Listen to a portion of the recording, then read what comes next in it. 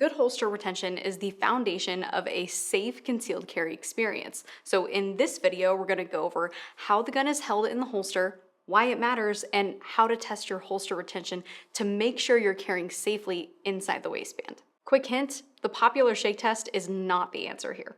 Holster retention means making the gun stay inside the holster when you need it to stay, while still being accessible for a safe and unobstructed draw. The gun should stay securely in place on your body without falling out of the holster, even through extreme movements such as jumping, grappling, parkour, or breakdancing. In addition to holding the gun in, your holster must also allow the gun out on demand. It's important to have balanced retention, tight enough for security, but not so tight that you can't draw the gun when you need it. Your holster must allow you to get a clean, safe, and fast draw. Retention for an inside the waistband holster is accomplished differently than for an outside the waistband holster. An IWB holster uses holster features plus pressure from the body and pressure from your belt to retain the gun. This is different than an OWB holster, which uses only holster features and the belt. This video is for inside the waistband holsters only. A question that we hear quite often is, should Kydex holsters click when you insert the gun? This is a completely fair question, but the answer is, of course, it depends. If you'd like to hear our full take on this question, you can watch this video next. There are good and bad ways to test holster retention. Contrary to popular belief, you should not test an IWB holster by shaking it upside down. The shake test is a popular internet sensation that you've probably seen before. To do the shake test, the user holds the holster upside down and vigorously shakes it. If the gun falls out, the holster fails. And it's a popular test because it's simple and easy to do. As usual though, the truth is a little more complicated and a lot less widely known. Like many internet fads, the shake test is based on a grain of truth.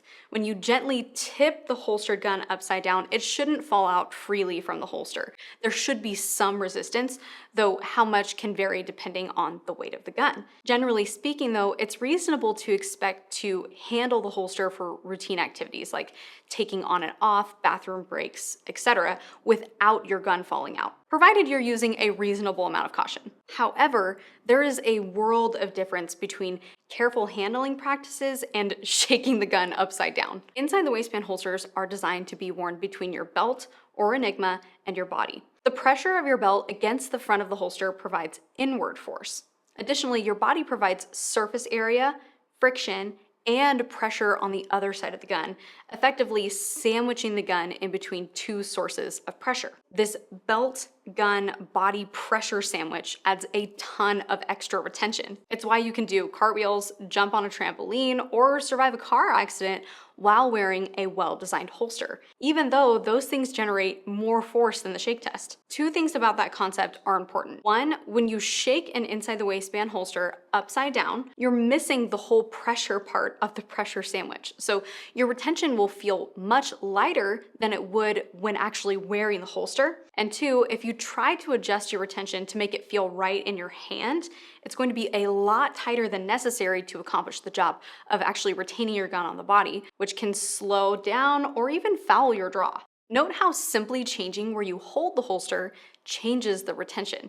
When you squeeze the shell where your belt would apply pressure, it makes the retention much tighter.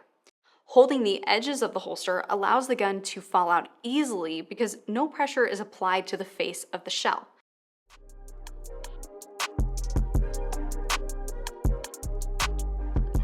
Okay then, so how do we test holster retention correctly? Since body contact is a big part of holster retention, and since all bodies are different, the most accurate way to test your holster's retention is to wear it. That means putting on your holster and belt and unloaded gun.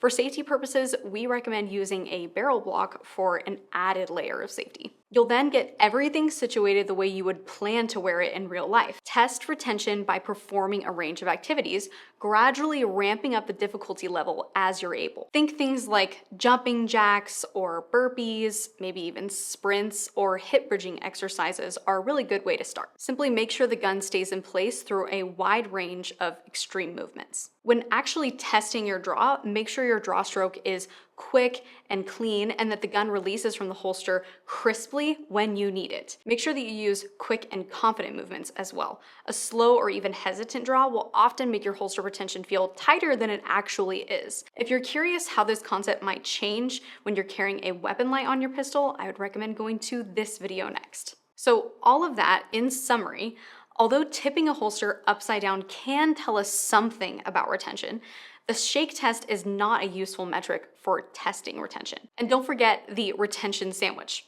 holster features, pressure from the body, and pressure from your belt. It's important to test our holster's retention in a safe condition with the gun placed in the holster on the body as it would be worn. If you have made it this far into this video, you know more about holster retention than the vast majority of gun owners. Most people never learn this level of detail, but it does make a really big difference. So the next time you hear someone say that their gun fell out of the holster or that their draw feels slow and kind of sticky, you'll know exactly how to help them troubleshoot and be successful. If you're interested in more resources and details about inside the waistband holster retention, make sure to watch the videos linked down in the description next and/or reference our detailed blog post on the topic.